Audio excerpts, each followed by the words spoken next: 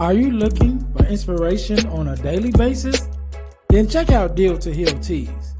With our inspirational teas, you're sure to find something to inspire you. That's dealtohealteas.com. Put some inspiration in your situation. Wear inspirational tea and be inspired all day. Let's go to dealtohealteas.com. Again, that's dealtohealteas.com.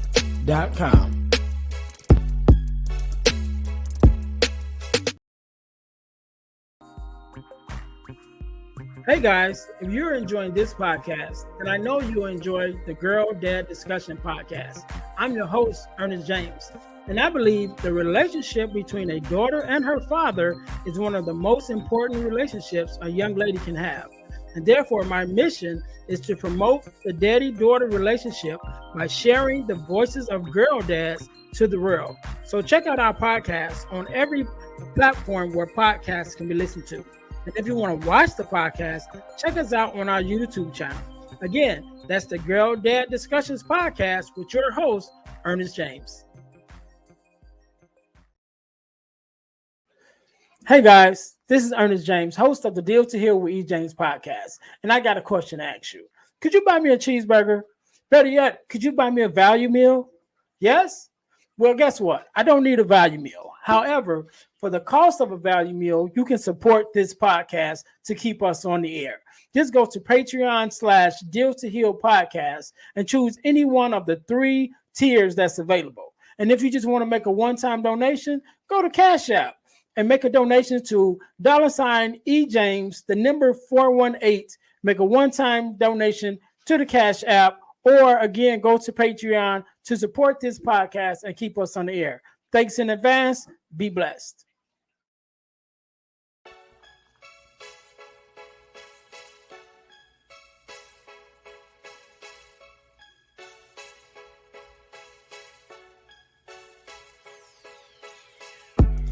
Welcome to Deal to Heal with E. James podcast. On this podcast, my guest and I will discuss topics and ways to help us to heal in every area of our lives.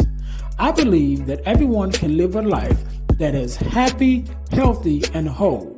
So I'm on a mission to help people to deal, heal, and fulfill. Deal with your problem, heal from the pain, and fulfill your purpose. Thanks for tuning in. Let's get to it.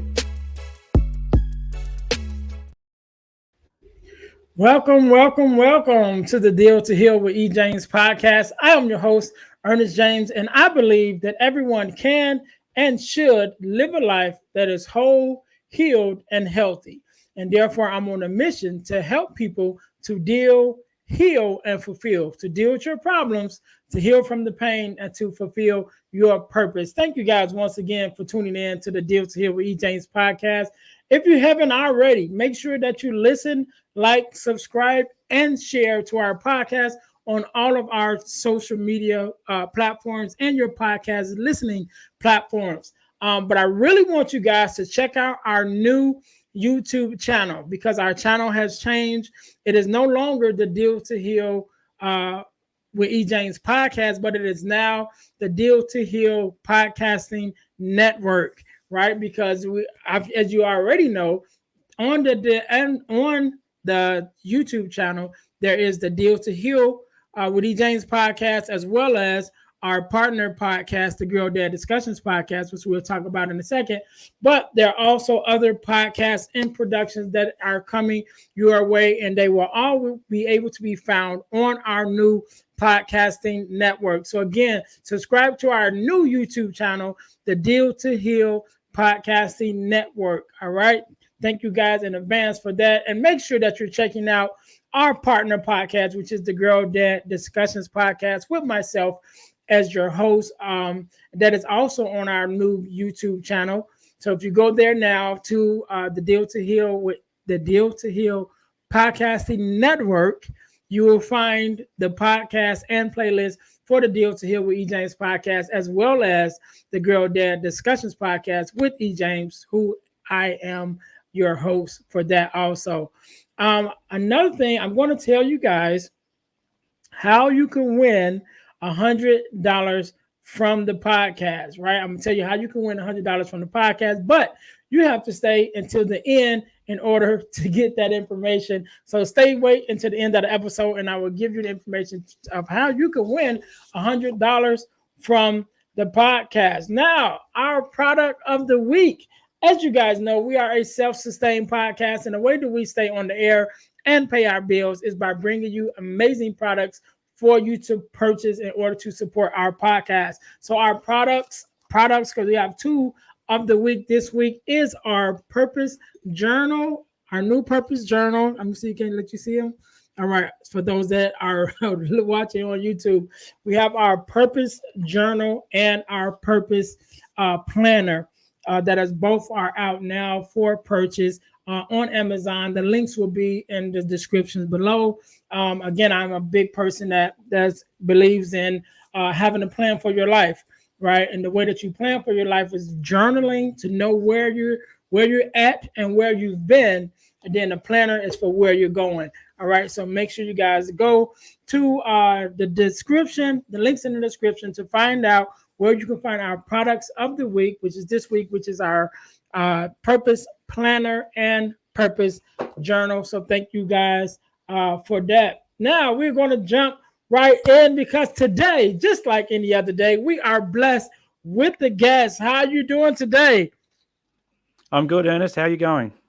I am good. I didn't want to say your name because I didn't. I usually ask first to make sure I pronounce it right, but I didn't ask, and so I didn't want to just jump out there and say the wrong thing. So do me a favor, introduce yourself to me and to your list and to the listeners, and tell us a little bit about who you are and what it is that you do. It's more than okay because it's often the most mispronounced surname I've ever come across. So, at least in my life. So, my name is Simon Rinnie. I'm a men's mental health advocate. I'm a social worker and therapist as well.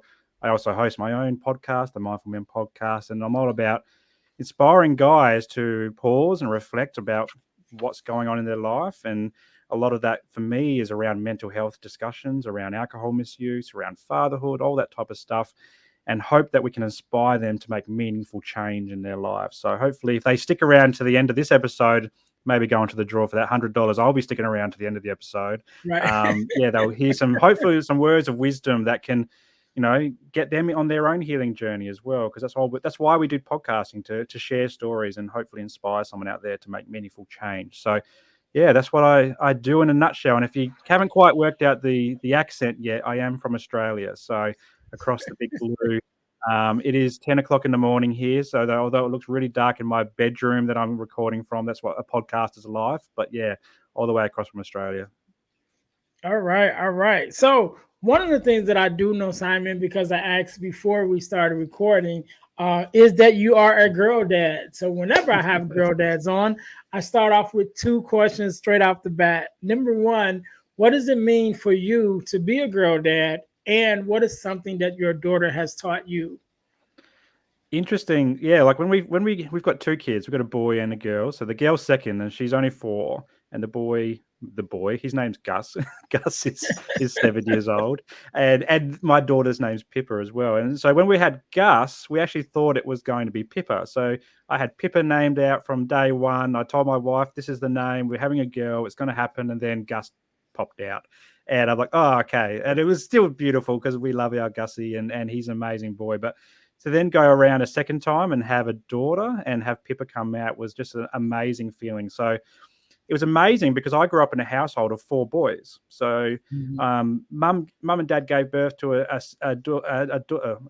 sister for me, but she passed away a year before I was born. So I never got to meet her, never got her to be in my life or anything like that. So all I knew growing up was boys. So to become a father of a girl was a really nice thing to bring in female energy into the house. And in terms of so it means the world to me to start with, but in terms of what I've learned about myself since having a daughter is that she's a lot more feisty than my son and she keeps me on my toes a lot more and she has a lot more attitude. So anyone who says that a boy has all those traits, yes, they do, but your daughter can have those traits to the next level. So she's always keeping me on my toes, but we absolutely love both our son and our daughter. But it is nice to have a daughter in my life, a girl in my life. That's not my wife. So Right. All right. So I'm sort of on the opposite side of what you said. So I have three brothers, so it's four boys, but I have five sisters, and so wow. nine of us all together. So yeah, I was lucky in that sense. So I was around a lot of girls. But yeah, I'd love to have that ask those questions. And for all you guys that's listening, if you even think that those just the answer to those two questions was great, you would definitely want to follow the Girl Dad Discussions podcast, because we have discussions like this all the time with other girl dads talking about raising our daughters and our relationship with our daughters. And also, we started to have daughters on also. So now the daughters get to come on and talk about the relationships with their fathers. So you make sure you guys go and check that out. Again, that's I was going to say the deal to heal. That is Girl Dad Discussions with E. James on all of your podcast listening platforms, or just go over to YouTube so you can hear it and watch it. Go to the Deal to Heal Podcasting Network and you'll find us there. So we're going to jump right back into it. So Simon, you mentioned it about you being a mindful coach for men, and being a therapist. So tell us a little bit about your story that made you even say, you know what, this is the route I want to go, even to be a therapist, first of all, but then not only to get into therapy, but then say, okay, I really want to focus on helping men, with their mindfulness. Yeah, it's a long story, so I'll try to give you the key highlights for that story, because it goes over 40 years. So to give it some context, so I grew up in a place called Adelaide, South Australia, and the suburbs that I grew up were the lower socioeconomic suburbs of that city. Is where there's a lot of unemployment, a lot of welfare. There's a lot of single parent households. The jobs that you would have would be like in manufacturing. So there was a car manufacturing plant near where I lived. Or you might be like, mum was a cleaner, for example. Dad worked at the local council. These aren't high-end jobs that are going to make you a lot of money. And so if we set the context, it's an environment that's probably lower to middle class in terms of what it looks like. And it was in the 80s and 90s. So I'm an 80s baby. I grew up in the 80s and 90s. So it's a land before social media and internet and phones and all this type of stuff. And so what it meant to be a boy and then to become a man was really defined by that environment. So it's defined by the conversations we'd have around the dinner table, which were certainly not mental health discussions. It was all around how hard are you working at school or in your job, or what adversity are you overcoming without any help? Your boys and your men in the household. How are you sucking it up? How are you carrying on? How are you showing your worth to the world? And this was the same discussion in a lot of households in that era, and in fact that age as well. And a lot of my friends were having similar conversations as well. But the thing is, we never knew about it until we were older. Everything was always hush hush. It was kept quiet. You didn't talk about this type of stuff in public. And that was reinforced, at home, but it was also in the schoolyard as well. So, if a bully started picking on you, you've got to be that boy and that man and be tough and go into that like you're like not scared, even though you might be absolutely fearing for your life in that moment. Because if you showed sign of weakness, you'd become the target. You'd be bullied. You'd be told that you're a girl, or you're a sissy, or you're gay. All these types of things, and you would be targeted and targeted and targeted. And it was reinforced on the sports field. So I grew up in a household full of alpha male boys. Right. So we were jocks. We played Australian rules football. We played basketball. We played soccer. We did track and field. Everything we did was centered around sport. And to succeed in sport, you've got to be tough. You've got to put your emotions aside and perform and perform and perform. So again, it's reinforced there. I had to focus on the game, not on the emotional well-being or the thoughts that were going through my head. Because if I did that, I get distracted and I wouldn't perform at a elite level, which I was, probably in the upper echelons of the teams that I played in as well. And then it was reinforced in what we watched on TV. And so I mentioned having older brothers because they dictated what was on TV. And we're talking about The Terminator, Die Hard, Rambo, I think Predator was around, and so it was very alpha male, hyper masculine.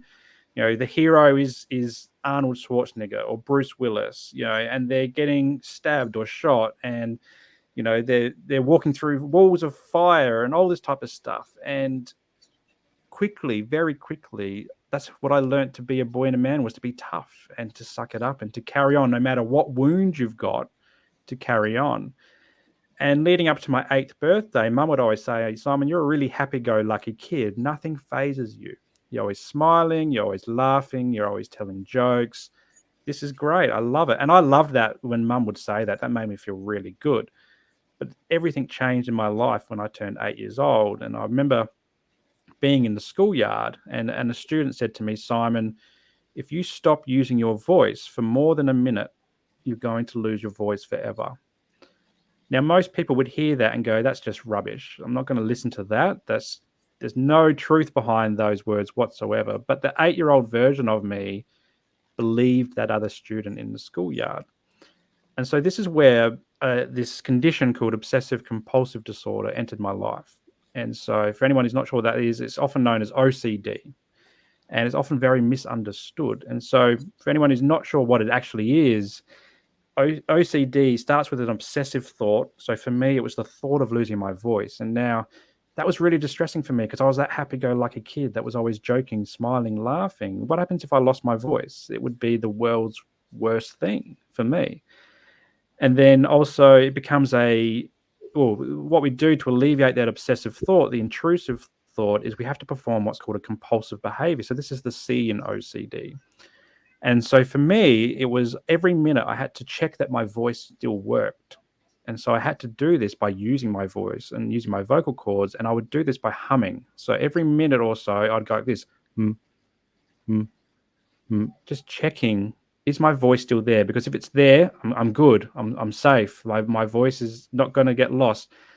And if I hadn't done that in a minute or so, I'd start to really freak out and get really anxious and stressed. And so I start going like that, really quiet, but really quietly. And so nobody ever said to me, Simon, what is that noise that you're doing? Why are you making that noise?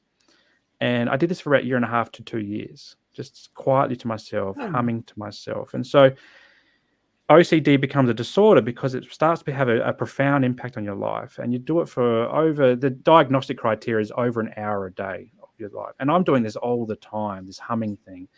And then it slowly evolved over time. So fast forward to around 13 years, and Mum and Dad separated. So we became that single parent household.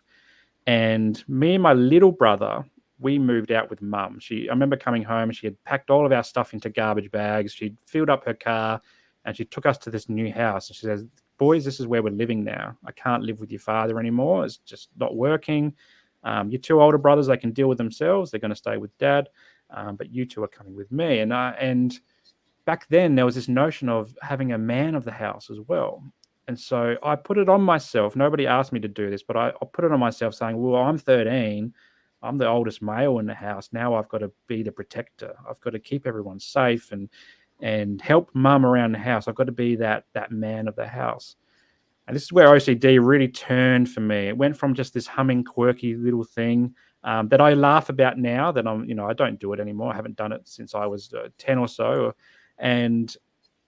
But this is where OCD really ramped up. And every night, to feel safe and to make sure everyone was safe, I would go around the house and I would check the front door. Then I'd check the front windows. I'd make sure the blinds are perfectly closed. I'd go around every window, every door, and make sure it was Fort Knox, basically. You could not get in, and you couldn't get out, really, but you could not get in. And because I had this obsessive thought that someone was going to break into our house, steal our things, kidnap us, kill us, or hurt us really badly every single night. And I guess this was reinforced by kind of like that environment that I grew up in. There's a bit of crime around. You wouldn't walk around at night time. It can feel very unsafe. And particularly for me with this OCD brain, it felt extremely unsafe. And so I would do this for 2, 3, maybe 4 hours every night as a 13-year-old going around the house. And what would happen is I'd check the house. I'd check all these things. I'd go to bed and my brain would say, Simon, did you really check that window? I'm like, okay. So then I start thinking, oh no, I didn't check the window. I didn't check that door. Or maybe in the process of checking the window, I've accidentally opened it and forgot about that. And so it creates an entry point into the house. And so I'd get out of bed and go do it again. But I wouldn't just go to that window, it would be the whole house over again, because an OCD brain has to do things in a pattern. So I'd have to go to certain doors and certain windows in a pattern. So it's always the pattern is 1, 2, 3, 4, 5. There's an order to everything. And to add some extra pain to that process, I also had this obsessive thought that the house was going to burn down while we were sleeping. And so I would have to check the irons off and the stoves off and the ovens off. And we had this big old 70s or 60s fridge that had this massive seal on it that was like literally an inch thick. It was really old school. But the seal was coming off as well. And so if the door wasn't closed properly, it can sometimes just pop open. Now, the 40-year-old version of my head goes, oh, well, the food will just go off, like it's fine. The 13-year-old version of me thought and believed that if that door was slightly open, it would cause the motor to overheat and catch on fire and burn the house down. And so I'd add those elements into my checking as well. And so this was going on from 13. This started for me, and I've experienced that ever since. I'm 40 years old now. I don't do that for 2, 3, 4 hours, but I'd certainly get up and down out of bed, and my wife just goes to sleep now. She knows it's part of my OCD. But for 20 years, I didn't know that was OCD. I dealt with this in silence. I didn't tell anybody. I didn't go and see a therapist. I didn't talk to a GP. I didn't talk to my parents. I kept this buried deep down inside, and I did this a lot at night time, so nobody ever saw it. I would do it when I left for the house for the day, and go back. And when I got my driver's license, I might drive 20 minutes and then have to drive home because the OCD's got kicked into gear and gone, Simon, did you really lock that front door? You better go check it, because you could get home to someone in the house, or your stuff's gone, or the place is burnt down, or whatever. For 20 years, I lived with this undiagnosed. Around 15, I found alcohol. And like most young men and young women as well, I've heard women talk about this as well. It starts off as socializing. We're doing it because all of our friends are doing it. It's fun. But what I came to realize is that alcohol obliterated my OCD. So it stopped me thinking.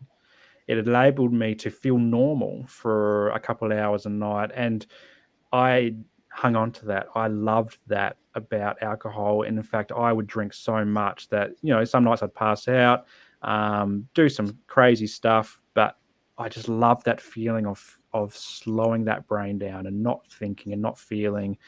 As I became an adult, that became a problem, and it started to become more and more of a problem 20 years into this OCD process. And my now wife encouraged me to go get help. And for 2 years, I said, no, I don't need help.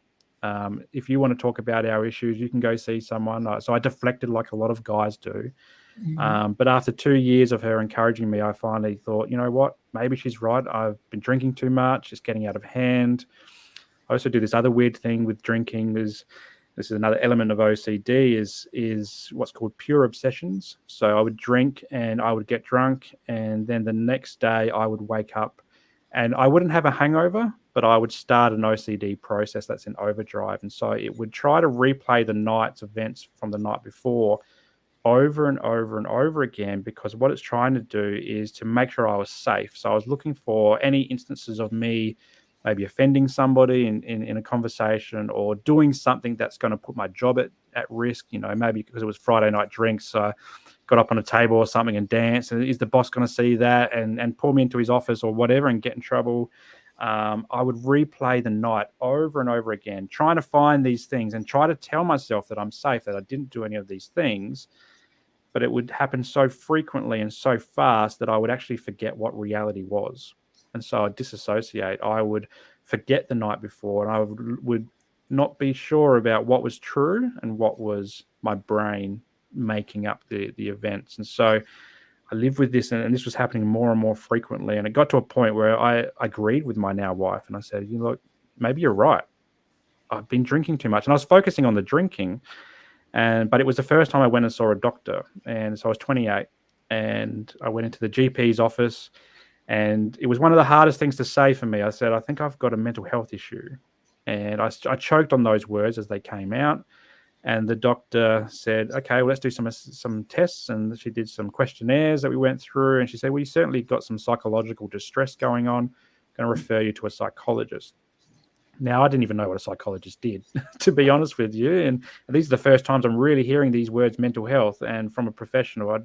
This is 2012 we're talking about. So even mental health discussions back then weren't a huge thing.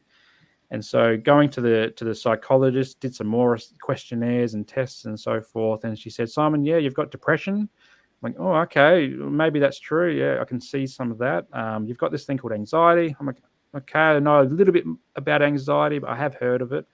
Oh, you've also got this thing called OCD, obsessive compulsive disorder. I'm like, I have no idea what that is. Tell me about that. And so this is my entry into understanding what had been going on since I was 8 years old. And I put a bit of a timeline through my life and go, yeah, I did that humming thing, and then I did the checking thing, and I did this other thing around my car, so making sure that the handbrake was fully up because I worried that it would roll down and kill people if it was on a hill or something like that.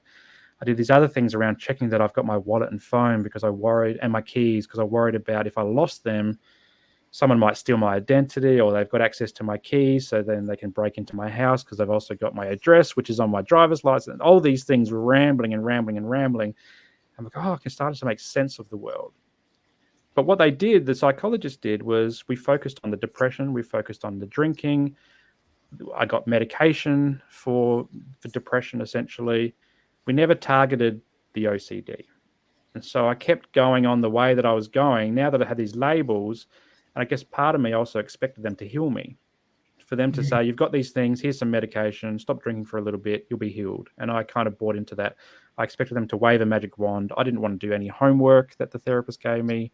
I just wanted them to fix me like I was going to fix my car. Give it to the mechanic, they can fix it, then I'm all right again. And so for the next, say, 10 years, in and out of therapy, psychologists, psychiatrists, counselors, social workers, coaches, you name it, I've tried it. Breath work, meditation, men's retreats, and not a lot stuck. It was a lot of me going in and expecting, like a lot of guys, to be healed by walking through the door and then walking out and everything's all good again. But it wasn't until, say, 2020, and I'm pretty sure everyone remembers what happened in 2020. We had COVID and these things called lockdowns. This was like the tipping point for me. So it got to a point where I'd been working from home. In fact, we just had our daughter. So my wife had this idea of having a whole year off, and she was going to do all these amazing things with her daughter, like the mummy-daughter stuff. Took the time off of work, and then COVID happened and completely ruined that for her. And so we were all stuck at home. School wasn't going on and all sorts of stuff. And so had my mental health struggles, had a job which was high pressure. So I was working, never felt a relief from work. I was also studying my social work degree, master's degree, part-time, and it just all got too much. And my life basically came crumbling down in a phone call with my boss, who was saying, Simon, your work's taking longer for you to complete. What's going on? And I've been trying to negate that for a while. I've been saying, oh, there's lots of delays. This is what's going on. What I wasn't tuning into was how I was feeling. It was being in meetings, for example, where I'm the chair of a meeting, being 10 minutes into a conversation and having no idea who's in the room or what I've even been talking about for 10 minutes or what anybody else had been talking about for 10 minutes. It was also a lot of procrastination and a lot of brain fog, not understanding what's going on or wanting more for myself, but feeling like I'm stuck in a rut. Every day was Groundhog Day. I was just in a lot of pain, mentally, physically, spiritually, emotionally, you name it. I was becoming a potato, essentially. Like I had no feelings or anything. I was just like, there's someone existing in the world. I'd gone from surviving to existing and definitely not thriving. And so in that phone call with my boss, I started crying and I said, I think I'm burnt out. She goes, well, okay, I didn't realize it was so bad. I'm like, well, it is. And I've been bottling it up for a long time. And it was that moment where I got help for burnout, and I started to tune into the therapist now. I actually started to go really listen to him and go, okay, well, this is what you're saying. If this is what I've got to do to get through burnout, because I've never had burnout before, then I'm going to do that thing. And that included doing homework. So doing things like journaling, so writing down stuff, getting it out of my head, trying meditation with more purpose, like actually tuning into the meditations and not just trying to fall asleep. Um, it's actually about doing my self-care, so cutting back on drinking, and I tried that for a little while. It's doing more frequent exercise, as much as we could do within COVID lockdown. So we were fortunate that we could walk around our local neighborhood, and that's pretty much it. So really trying to tune into that type of stuff. But there's also came a point where I felt like the need to start sharing my story, and this was a real pivotal moment because I'd been wearing that mask since I was 8 years old, that everything's okay, that I was the jock at school, that I was successful. And I was, like, I had, a university degree, a loving family. We bought a house. Like, I wasn't in that lower socioeconomic space anymore. I was in middle income Australia. I had a lot of privilege. I'm white, 40-year-old guy, like I've got a lot of privilege in the world, and I had made it to that level. I'd brought myself out from the lows to that middle range. But I was deeply unhappy. I was deeply miserable. I was lonely. I was upset. I was depressed. I was in a world of pain, and I wanted to get out of that. And so taking off the mask and saying, here I am. This is Simon. This is this guy who's living underneath this mask. I felt this need to start sharing. And so I created Mindful Men as an Instagram page just to start sharing my story. So, hey, I'm Simon. I'm a man. Oh, here's a little bit about burnout. Actually, let's talk about depression. Let's talk about OCD. Let's talk about being a dad and all these things. And people started to buy into that. But it's really interesting what the power of social media sometimes. And, sometimes we're talking off air about Google listening to us and stuff like that. All of a sudden, I had all these people that had OCD fall into my feed. And I'm like, oh, there's somebody else out there with obsessive compulsive disorder. What's going on here? And more. So I started following them. And they started talking about this thing called exposure response preventions, or ERP, which is the gold standard treatment for OCD. So when we think about depression, for example, we think about cognitive behavioral therapy. And the idea is about changing our thought patterns so that results in changing our behavioral patterns. With ERP, it's kind of the reverse of that. What we want to do is accept the thoughts that come in. So the obsessive thought maybe of me losing my voice if I stop using my voice. But we want to actually change the behavior, because in OCD, it's the behavior that, excuse me, that reinforces the obsessive thought. And so we want to change that. And so I'm like, okay, I've never heard of this ERP thing before. So I found a local therapist and I booked myself in, and I actually wanted to do the homework. I said, I want to target this thing. I've been through all these therapists before for over 10 years. Nobody's talked about OCD except for the diagnosis. Let's target it. So we started working on that. So remember before I said like going around the house is like 1, 2, 3, 4, 5. So we actually started changing that behavior around what I'm checking and when I'm checking it. So it might be mixing up that group. So it might be 5, 4, 3, 2, 1, doing things in reverse, telling my brain that I'm in control. Or if I'm feeling really good, it might be actually skipping one of those numbers, which is huge in the OCD space because everything has to be done in a pattern. So for me to go 1, 2, 4, 5, geez, I've just missed out number 3. What's going to happen? Oh, the more I sit with that, nothing's going to happen because actually all the anxiety is in my head. This is an anxiety condition and it's just in my head. Nobody broke through the window. Nobody came in and stole anything or killed us. Nobody murdered us. Nothing happened. And I dare say if I had that frame of mind since 8 years old, a lot of that stuff would never have happened. It's just what was made up in my mind. All these external things that I thought was going to happen because of where I grew up and when I grew up, I thought that was going to come true. And that's an OCD brain. It's an anxious brain. It thinks that the worst case scenario is going to happen. So once I started doing this and I took the mask off and I started engaging in the homework that my therapist did, I started to feel like I'm no longer surviving. I'm no longer existing. I'm now starting to thrive. I'm actually starting to not feel so depressed, or I'm not so anxious. I can get a control on this OCD beast. And so over the last few years, I've been tuning into mindfulness as a way to do that. And I think mindfulness is, for me, is more than meditation. It's about turning off autopilot and turning on conscious living. So it's for guys to go, How am I showing up every day? Am I just getting up, going to work, coming home, repeat, repeat, repeat? Am I just doing that and existing?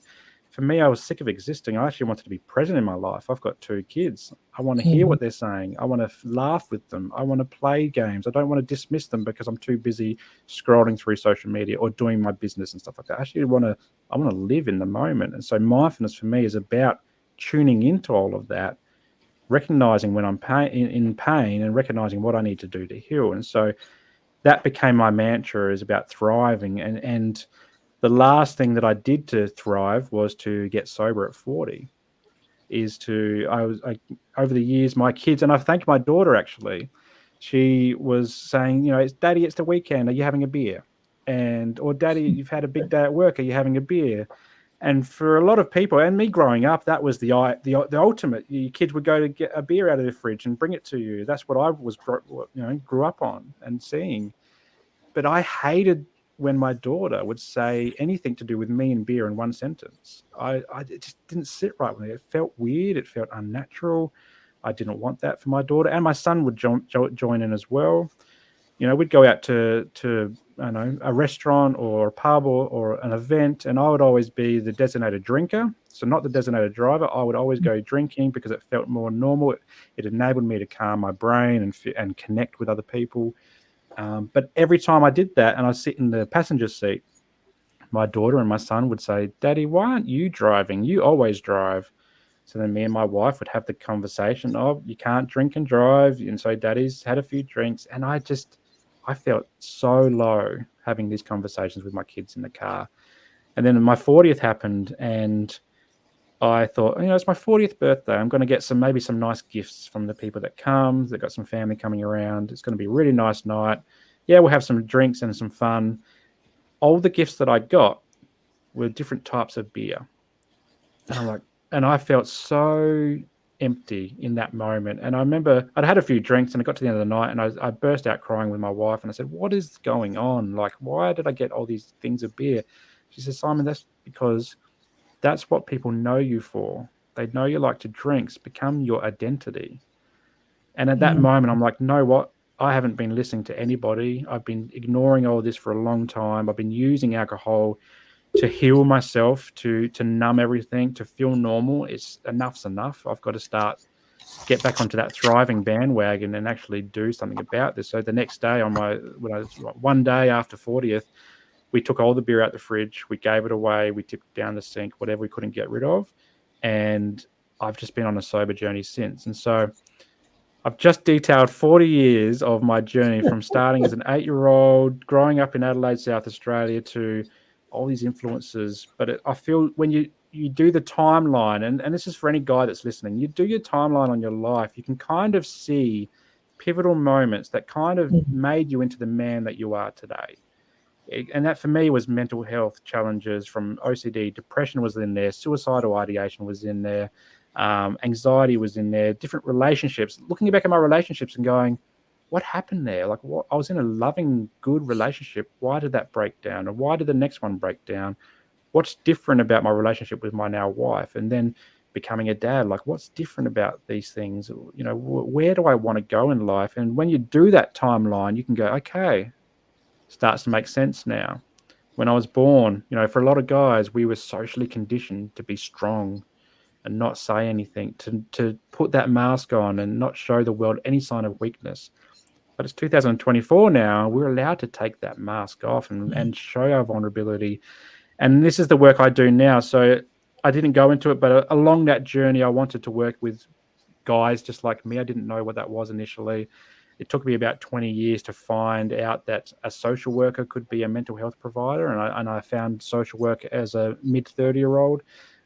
So I went and did that course because I wanted to work in mental health, and I wanted to work with men, particularly because of my own story, knowing how hard it was to live in silence for 20 years, but then also to go through therapy and connect with therapists who didn't connect with me and didn't feel like it was getting anywhere. So I can use that learned experience of social work and this lived experience of mental health challenges, alcohol misuse, burnout, fatherhood, careers, to sit down with guys and get real really quickly, have that real strong bond, because we have a shared history. We have shared stories.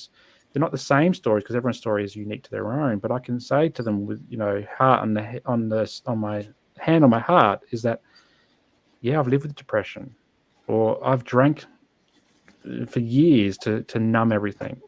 I know how hard that is. I know how hard it is to be a parent and to go through different things. I know how hard it is to not share your true authentic self, and that helps them to open up and go, okay, oh yep, Simon gets me, so let's get into it a lot quicker. And yeah, so it's a beautiful thing to watch their healing journey as well, and that keeps me on track for my journey, which is still a journey. It's never finished. I just get better and better every year at thriving instead of surviving or even just existing as well. All right, all right. That definitely was a mouthful, Yes. but I Sorry love about it. that. No, I'm happy that you did because, like you said, when we begin to reflect back, excuse me, when we begin to reflect back on pivotal moments in our life, especially in our younger days, we were able to find out, oh, this is why I do that. Because some of those things follow us into adulthood, and we forget even why we do it. It's like, all Mm. right, why do I do this? Why do I, and those things follow us. And if we take the time to think back, like, okay, let me think about my life. Let me think about these things, these memories that I have of certain things, and why is that I remember this, but then I forgot something else, and usually from the things that we remember, there's traces of it in our adulthood, as grown men. So I'm glad that you shared your story, because again, also it gives us the time, it gives us the opportunity to be vulnerable. And I know that when we're vulnerable, it opens up the doors for other men, and so I love having the conversations with men on here, because we get to share. And I think that's very important for everybody, that to share your story, because as you share it, it begins to help you to think about it and kind of work through things in your mind, because now you're speaking it, and so your mind is kind of like running through the reel of it. And then it allows you to speak in a way that other people can relate to, because sometimes there are people that's going through the same thing that you went through, and they're like, oh well, yeah, I deal with that too. And so I love having these conversations for men and with men, because it gives us the opportunity to open up, and in this day and time, we really need that. Everybody needs it, but especially men. Especially you mentioned about the COVID and the pandemic, because even here in America, one of the things, and I'll talk about this a little later, but one of the things that I've been blessed to be a part of is an organization called the Forgiveness Mission, where we do virtual workshops. But that started because the young lady who started it, in her job where she works at, they deal with a lot of things, and so they were having a meeting talking about the rise in suicides, and here, especially since once I got involved with it, and I realized that even amongst African American men, it shot up, the suicides in men across the board, but then in African American men, it shot up too. And it's like, we got to have these conversations. We got to be able to open up. We got to be able to share, and I often talk about my own experience, talking about my suicidal ideation since I started the podcast. I've been open about it. And one of my sisters called me, after hearing one of the episodes, and said, how was it that you were going through all of that to the point that you thought about taking your own life and we not know about it, And it was like, because we're not having the conversations. We're not talking about it. We're not checking up on each other. We're not asking how you're doing, and then following up with the how you're really doing, because we, as men, we're always going to give you that first reply, like, oh, I'm good. Everything's good. The sun is shining, but like, yeah, but how are you really doing? What's really going on with you? And when we start asking those questions, it opens up the door for us to share. It opens up the door for us to be able to relate to one another in ways that we usually wouldn't, And so that's why I'm glad that you just told your story. But one of the things that I wanted to ask you about, because as a therapist, I'm sure you've come across this more and more now, and dealing with men. But why is it that you think that men are so reluctant to share? Why is it that we kind of have this thing where it's like, I want to say something, but then it's something that holds us back, and it's like, no, I'm just gonna kind of keep it to myself. Yeah, there's so many, and a lot of it comes from shame and stigma of talking about stuff. And the reason I talk about growing up in the 80s and 90s and in the northern suburbs of Adelaide is on purpose as well. It's not just to say where I'm from and when I grew up. It's actually to describe what we actually call social constructs of masculinity. So where we grew up, when we grew up, really does matter. And whenever you go to see a therapist, they usually say, "Oh, tell me about your childhood," because I want to understand how you developed. Who were the Mhm. important relationships you had? So if you think about the first 6 to 7 years, these are the developmental years we have as children. We learn relationships, we learn speech, we learn comprehension, we learn what the visual world's telling us. We start to learn emotions as well. And then how that's influenced is also who are the parent figures, who are the people bringing us up, who are the people who are teaching us about the world or not teaching us about the world. And so you think about, you're a dad of a daughter. When she first came out of mum, what color t-shirt did she put on, or what color clothes did she put on? Do you remember? I'm sure it was pink. Pink. That's right. And so for boys, it's generally blue. Mhm. We from day one, excuse me, from day one, we socially condition our children to be a certain way. So pink is very pink, or actually for girls, any color is really acceptable. I mean, you probably wouldn't see black on a newborn baby, but you never Yeah. know. Like every other color is acceptable. You were to put that pink top on a boy, it's a very different conversation. Oh, Hmm. what's wrong? What's going on? What's wrong with him? It's like, well, nothing really. He might just like pink. We might just like pink as parents.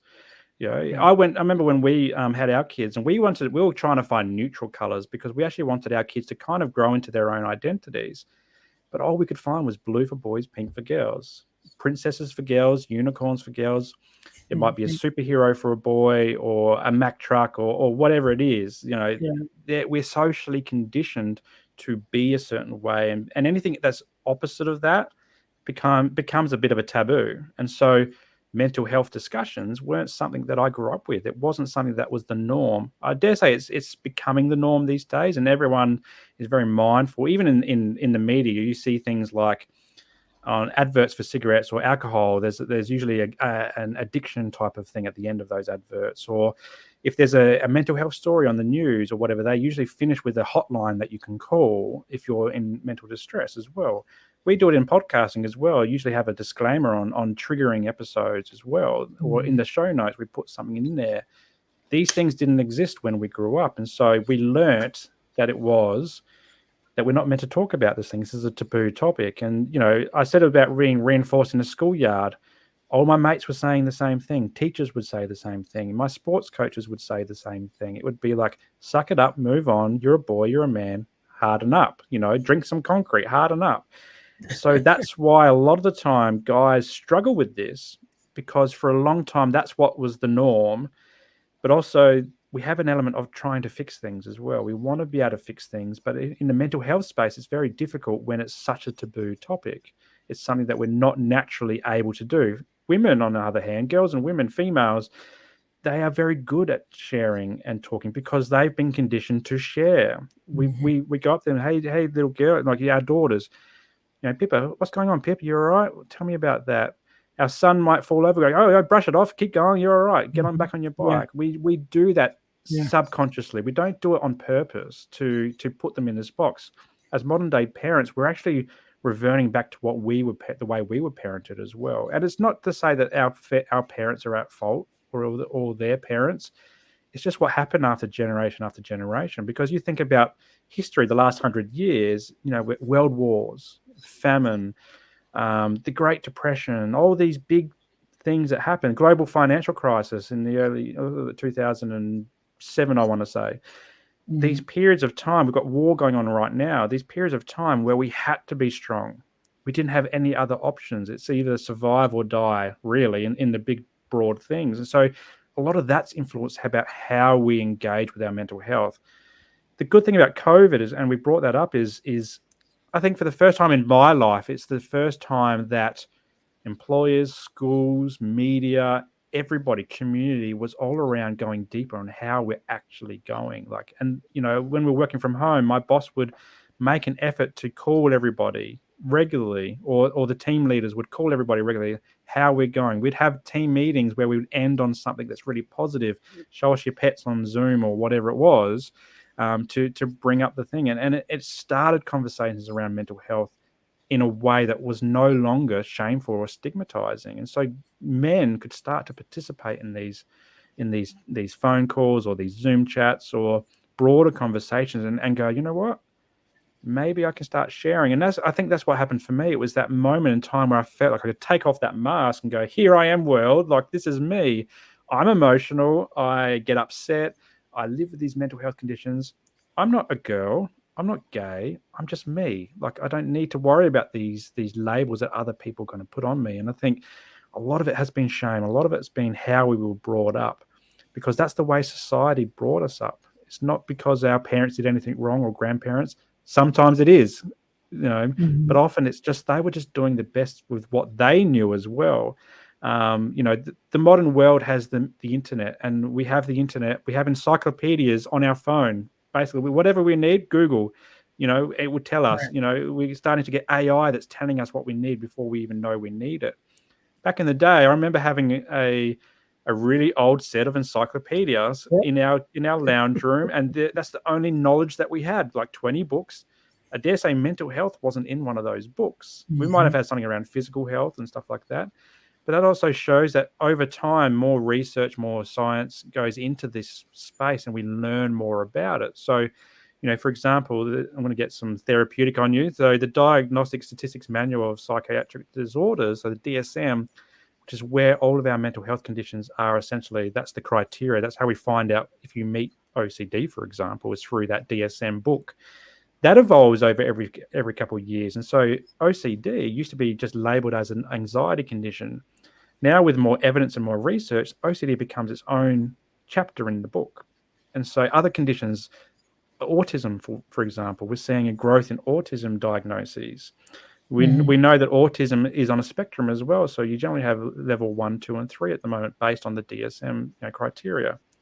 ADHD is becoming really, well diagnosed at the moment. A lot of adults, people your age and my age, are getting late diagnoses, because what's happening is they're taking their children to get diagnosed and recognizing in that assessment process, hang on a second, I've been doing that for 20, 30, 40 Yeah. years. And then they subsequently get a diagnosis as well. Now, diagnosis can be helpful. It helped me. It gave me an answer to what was going on. I think for men, having an answer or an idea of what's going on is really helpful, because we want to fix it, right? Not Right. knowing is the challenge, but also labels can be debilitating. They can get us down. So it's what we do with those labels. It's how we use that knowledge to then thrive. And for me, as I said before, I was just surviving. I was existing. I wasn't using the label to my full extent. I wasn't actually treating the label and working through it. I was just existing with the label. Now it's about thriving, really understanding OCD. So as a therapist myself, I love it when someone with OCD comes into the clinic or into my space, because I can go, I get it from a lived experience, and maybe give them some insight into the different types of OCD. Because for me, OCD comes in different themes. Or it's not for me, for everybody, there's different OCD themes. So for example, mine is harm OCD. So it's the absence of my behavior could cause harm to somebody else. And so that's why I do it. This is how I conceptualize it. Other people, it's around contamination. So that's the people that wash their hands religiously. They can't stop washing because they fear germs, and either them germs hurting them and killing them or whatever, or them passing on germs to somebody else. And that's one of the more well-known ones, people washing their hands. There's other ones around symmetry. This is the other well-known part of OCD, is people that have a neat, tidy desk, or they're a neat and tidy household, or things just have to be perfect. So there's around symmetry and having to get things perfect. And if it doesn't exist perfectly, that creates a lot of anxiety and emotional distress as well. So as we go on with the generations, more and more of this knowledge comes to fruition. We start to understand things more. We get new diagnoses, new mental health conditions. I think alcoholism has changed, has evolved from alcoholism or alcoholics to substance misuse disorder or substance abuse disorder or whatever it's framed at these days, because also the way that we name things has a stigmatizing effect as well. So for me, alcohol was kind of like one of my last taboo topics that I would talk about. I wouldn't really talk about it until I got sober, and I wanted to share that with the world because I never saw myself as an alcoholic. I saw myself as someone who struggled with alcohol. And so because I didn't associate with the label of alcoholic, I couldn't talk about it if it was very shameful, very stigmatizing. But with time, that label has changed to a new label, one that's more accepting or acceptable. It's the same with our language. And you talk about race and religion and all these different concepts. What was okay to say 20 years ago is not okay to say now, And Mhm. so with time, things change. Our society changes. Our understanding of the world and the mind and the body changes as well. And I think with time, more and more guys can feel comfortable with talking about this type of stuff. But if we just start now at 2024, just go through that timeline of your life. Go, okay, where were the pain points? How am I existing the way I exist? And if you want to do something about it, it's about tuning into things like this podcast. It's about talking to someone who kind of gets mental health and is not going to put you down, because there's still a lot of those people around in the world. And if you don't have one of those types of people, a doctor is really good because they're unbiased. You just go to your GP and say, let's have a chat about mental health. And if anything that anyone's gathered from this particular hour together is that you and me, Ernest, we're on different sides of the planet. We've only just met today and we've just spent an hour talking about mental health and men's mental health. It is that easy. It's just two guys talking a lot of the time. And that's what I do in my therapy clinic. It's not me as the therapist, you as the client. I actually take therapy out of the clinic. We go for a walk, we get a coffee, we go for a drive. Some my younger clients, they like to play video games or go get Macca's drive-through or whatever it is.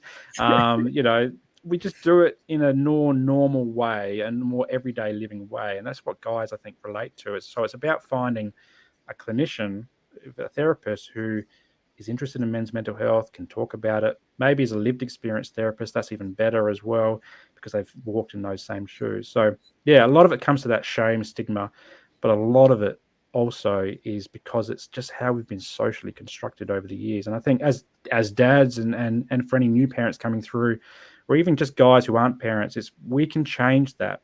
We can move from surviving to thriving and start teaching each other, calling each other out, saying, how are you really going? Tell me that. Let's get past the BS and let's get to the real serious stuff. Or we can display that for our kids and support our kids to grow up into well-rounded, emotionally intelligent kids that recognize that it's okay to be not okay.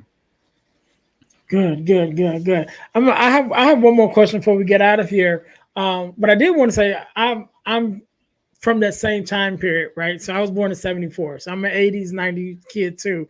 And as you're even describing your upbringing and how you grew up, I'm like, yeah, I recognize that right away, because I'm like, it's sort of the same thing. We in our earlier, for me, right, of my time in our family, in our earlier years, it was pretty good. We probably was like middle class to upper middle class, maybe, for a while when I came along, and then I'm the fourth child, right? So it was really nice for a little while. But then, for whatever reason, some things happened. My dad ended up losing his job, and it just like a domino effect, and just like everything just pretty much fell apart. And we went from living the American dream, with the house and the car and the picket fence. We had all of that, to my dad, my mom, and 9 kids sleeping in one bedroom in my grandmother's house. You know what I Mm. mean? And so it was just like within a matter of maybe 2 years, like a year and a half to 2 years, we lost everything, and had to rebuild over time to get that back. And so I definitely had, when you're telling your story, I'm like, yeah, I can see that, because that was my life, Mm. growing up. And again, but being able to share in a way, we're on a different types, whole different side of the planet, right? But yet with our stories we can connect, Mm. as girl dads, as being in the same growing up in the same environments, even though in different areas of the world, and being able to connect and see how we're really not that different in some of the things that we experience and the ways that we handle ourselves. So I'm gonna ask you this last question, so we'll get out of here, because one of the things that I when I had you fill out your form and you were filling out, one of the things that you talked about was using our pain as purpose, right? And that struck me because in my journey, the last 3 years, I've been going through a whole journey, and God gave me a quote, and it says that pain births purpose, purpose births progress, and progress is the evidence that God is at work. Right. And so this was a saying that he gave me in the midst of some things that I was going through that really is what birthed, even this podcast, came out of that pain of the things that I was dealing with at that time. And so I resonated when you said that, using that pain for purpose. I'm like, that's this whole podcast came from that. You know what I mean? And so talk to us a little bit about, from your viewpoint, and even as evidence, not evidence, but talking to other men that may be listening to this, like how do you do it? And then how can even they use their pain of whatever those things is that they're dealing with to finding a purpose in it in order to be able to help someone else? Yeah, absolutely. So it's a great question because it again makes me reflect back on the timeline, and at the time when things started to switch was I had finished high school, and like most high schoolers, everyone's like, "Oh, what do you want to do when you grow up?" And I didn't really know, but I had this idea: I want to work with people like me. I could even verbalize. I didn't know what that meant. Mhm. And so what happened is I went to university. I was one of the lucky few from my area to actually go to university. Most people didn't go to uni. Yeah. And I started a psychology degree, but I didn't know what a psychologist did. And I ultimately dropped out. Like, it was just too hard for me. But I switched my majors into anthropology, so the study of culture. And I thought, oh, yeah, that's okay. But again, before Google, I think this was before Google, I typed into AOL or Yahoo or something like that. Yeah. And this is in dial-up internet days. Like, what does a social Right. Yeah. scientist do with an anthropology major?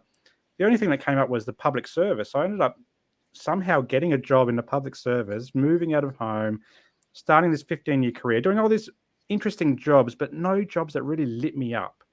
And then I kind of fell into this autopilot mode where I'd go to work, I'd do my day's thing, go home, repeat. And then when kids came along, there was a bit of extra juice to that, but it was still repeat. It was Groundhog Day. I was never fulfilled. I never would bounce out of bed. So at the moment, I'm a podcaster too. So I'd bounce out of bed at 5 o'clock in the morning, do podcasts at 5 o'clock in the morning. I'd kick my wife out of the bedroom. Sorry, wife. And I'd get onto here and talk about men's mental health. I would never do that as a public service. And so I was always unfulfilled, and I always felt empty. I felt like I was never living my life's purpose. And in the back of me, I'm like, hang on a second. What about this dream that you had growing up about helping guys just like you? And by now I knew what a mental health was, and I'd been diagnosed. And so I went to my local university here on the Sunshine Coast, which is a different part of Australia to where I grew up. And I inquired with a jobs counsellor or careers counsellor, and they said, oh, try social work. And so I looked into it. I'm like, yeah, I can do this. This is creative. It can get me into mental health and working with guys just like me. And as I was doing that course, my brain started to wake up again. It started to feel like I wasn't on autopilot. I'm like, oh, I was learning about OCD and different therapy tools and different ideas around the world. This is where I learned about social constructions of masculinity, was through social work, study.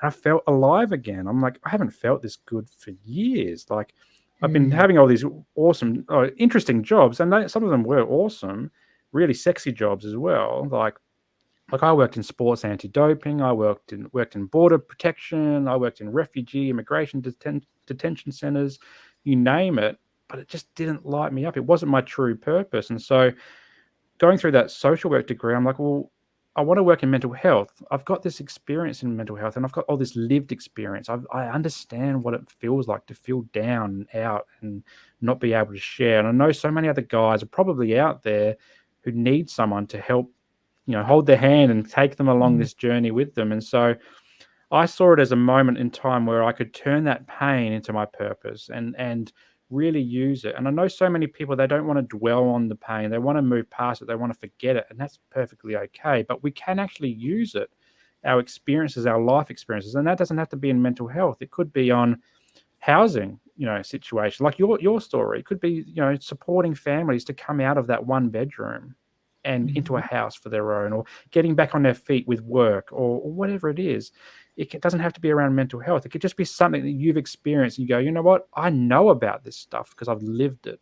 Yeah. And if you can add a bit of learned stuff on there with a bit of maybe some extra study, whether it's a university or college degree, whether it's just going to your local community college, or we call it TAFE here in Australia, and doing something, or doing an online course or something like that, where you can put a bit of theory behind it, that turns into a superpower, and then you can use that to leverage it off to the world. And I've got a podcast, and I come on podcasts, and I've got a therapy business, and in all the marketing that I do, I can say, hey, we're having real authentic conversations that are informed by my lived experience, by my learned experience. I don't need to hide away from it anymore. And I know a lot of therapists in this space, they balk at this notion of using your lived experience, because we're taught in university and college, don't bring yourself into the client situation. It's all about the client, which is perfectly 100% okay and true. But, and this is the but, and particularly working for men, Mhm. men like a bit of lived experience. They like it when you come in and Yeah. go, you know what, I understand it. And so I took that as fuel, and this is the fuel for my purpose. And the more I do it, the more I put myself out there into this space, the more I start remembering my own history as well. So a quick example was this morning, on my own podcast, I had a guest on talking about grief and trauma associated with miscarriages and the loss of Mm. a child in the first 20 weeks of pregnancy, which reminded me of me and my wife losing a child to miscarriage before our son was born. I've never talked about that until this morning. And that was almost 10 years ago. It was 8 years ago now. I thought I was holding on to this secret to support and protect my wife. And in fact, I talked to her last night about it. She goes, no, I've been telling people for the last couple of years. And I'm like, really? You could have told me before that, because I could have shared it, but I felt like I was Right. protecting her. So I never talked about it. But I can talk about it because I can see the purpose behind it. I can see that, yeah, I've had all these pain points, but I can use this to support one other bloke out there. Even if it's just you, Ernest, if you go away from this Mhm. conversation and go, you know what? Simon said something that made me think. That is an amazing thing in itself. And we talked about men's suicide. In Australia, it's around 75% of daily suicides are men or male. Mm. And so if we could just bring one guy back from the edge and go, you know what, Yeah. there's guys out there talking about this type of stuff. It's really cool. I can do it too. Look at them. They're thriving. They've got purpose and power and passion. Maybe I can use my pain for the same. And that's what I hope to do just by sharing that story. And that's what I do. And so that's where it's come from, is that the desire to help other guys just like me, but also recognizing that the label can actually be not a death sentence or a life sentence. It could actually be opening a door to a new world of possibilities. And I've since, left that old public service career, which wasn't lighting me up, to running my own business. Never run a Mm. business before, which is really scary. And having a family, and now my wife's about to come into the business as well, and support me. And now we've got a family business, and we're going to show the kids. I've got my Mindful Men t-shirts. We've got Mindful Men all over the car, and they get in there. They're always talking about Mindful Men, which is great because we're showing the next generation that it's good to be mindful. In fact, my son got a bit upset with me this morning. He said, why is it just men, Dad? Like, why can't you talk to women as well? I'm like, I do. I just know how much men need this stuff, and they Mm. need something that is tailored to them and not just generic like everybody else gets, because women get their own dedicated mental health support services, children do, the elderly do, but men are kind of left behind. And I want to kind of fill that gap with conversations just like this. Yeah, that's awesome. That's awesome. And I definitely agree with you, even with because I, as a speaker, I'm a speaker also, right? And so as a speaker, one of the things that I talk about is when I talk about finding your purpose, I always say your purpose leaves clues, and Mm. so some of the things that happen to you, you realize when you start doing that reflective work and thinking about your life, that you had these little experiences all along the way, and there's a theme that kind of goes through it, right? And it's like, oh, that's why I feel so strongly about this, because